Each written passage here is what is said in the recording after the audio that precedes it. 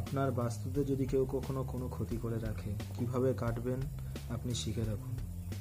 আপনার বাস্তুতে যদি কোনো মাদুলি ফেলে রাখে কেউ, বা তাবিজ কবজ হোক, বা কোনো প্রকার ক্রিয়া আপনার বাস্তুতে করেছে, তো আপনি ভাবছেন যে এটা হয়তো আমার বাস্তু থেকে ফেলে দেবো বাইরে, ফেলে দিলেই হয়তো সেটা নষ্ট হয়ে যাবে।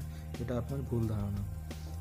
আপনি যতই ফেলুন না কেন, আপনার বাস্তুতে যে ক্ষতিটা, যে ক্রিয়াটা করে রেখেছে সেটার কিন্তু প্রভাব থাকবেই।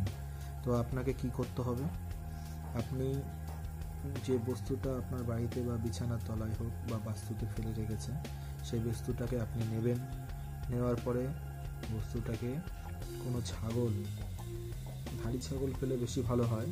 ছাগল পেলে ছাগলের নাকে শুকাবেন বা একটু কানে ঠেকাবেন। ঠেকালে চিরদিনের জন্য আপনার বাড়িতে যে ক্ষতি করা ছিল সেই ক্ষতিটা কেটে তো যাবেই। তারপর যে তান্ত্রিক আপনার এই ক্ষতিটা করেছে, সেই তান্ত্রিকের ওই বস্তুর ক্রিয়াশক্তি আজীবনের জন্য নষ্ট হয়ে যাবে। কিন্তু সহজে আপনি করবেন না, কারণ তান্ত্রিকের ক্রিয়া কিন্তু আজীবনের জন্য নষ্ট হয়ে যাবে। তাই আমার মতে মানুষকে একবার দুবার ক্ষমা করা উচিত, তারপরে এই ক্রিয়া আপনি করতে পারেন। তাছাড়াও একটা পদ্ধতি বলে দিই আপনাকে, আপনি জিনিসটাকে যদি আগুনে পুড়িয়ে দেন, তাহলে আপনার বস্তুর ক্রিয়া নষ্ট হয়ে যাবে।